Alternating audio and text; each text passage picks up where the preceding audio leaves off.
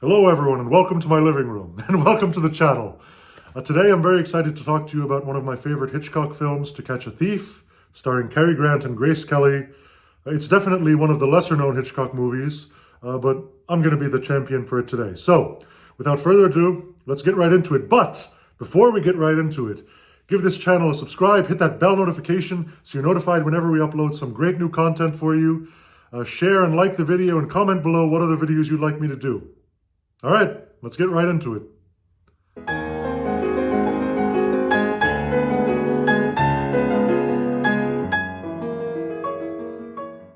So To Catch a Thief, directed by Alfred Hitchcock, starring Cary Grant and Grace Kelly in her final movie appearance before she became the actual Princess of Monaco.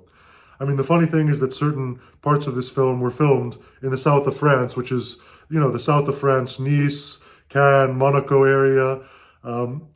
Which is interesting because she ended up then becoming literally the Princess of Monaco about a year after it was released or so. But it's a great movie. It actually brought Cary Grant out of retirement.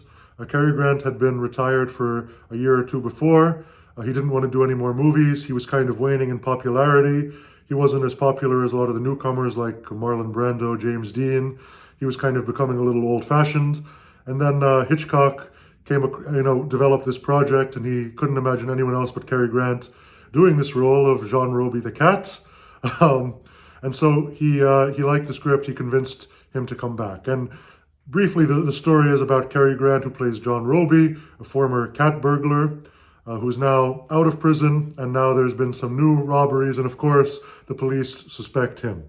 And obviously, he meets Grace Kelly's character, whose mother is a wealthy heiress, and sparks fly, and a lot of stuff happens, but I'm not going to give away the spoilers, of course. This is a spoiler-free review. But again, it's a great movie, a lot of tension, a lot of suspense, just overall very entertaining. And perhaps that's why it's not one of Hitchcock's most famous, because it's not necessarily the most innovative, it doesn't have the most complex plot. It's just simply a great movie, and sometimes those don't draw attention to themselves. It doesn't draw to attention how skilled it is in weaving its narrative, and all of that.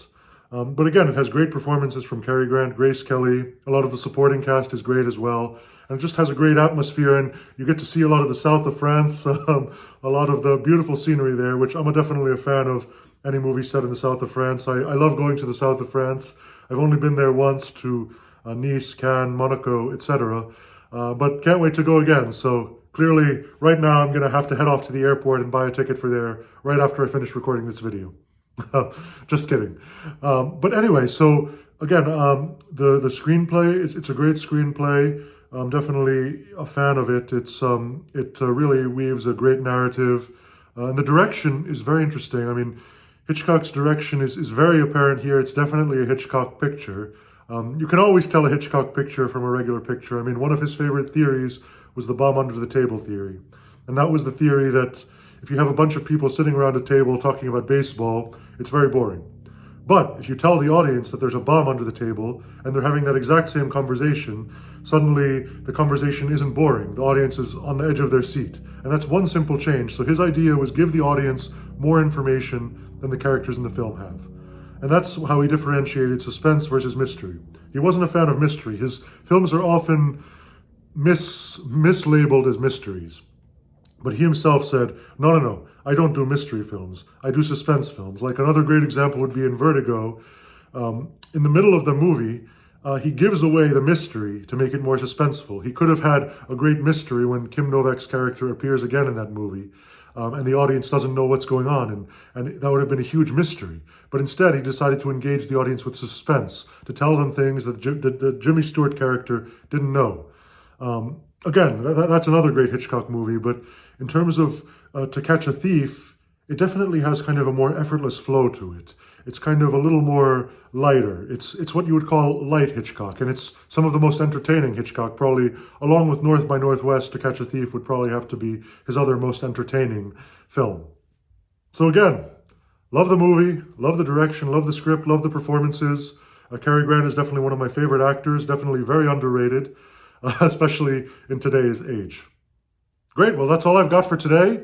Be sure to follow me on Instagram, TikTok, YouTube, Twitter, all the social media platforms out there. If it's a social media platform, you can bet you can find me on it. And definitely subscribe to the channel, hit that bell notification, like and share the video, and let me know what other videos you'd like me to do. I'm here for you. That's all, folks.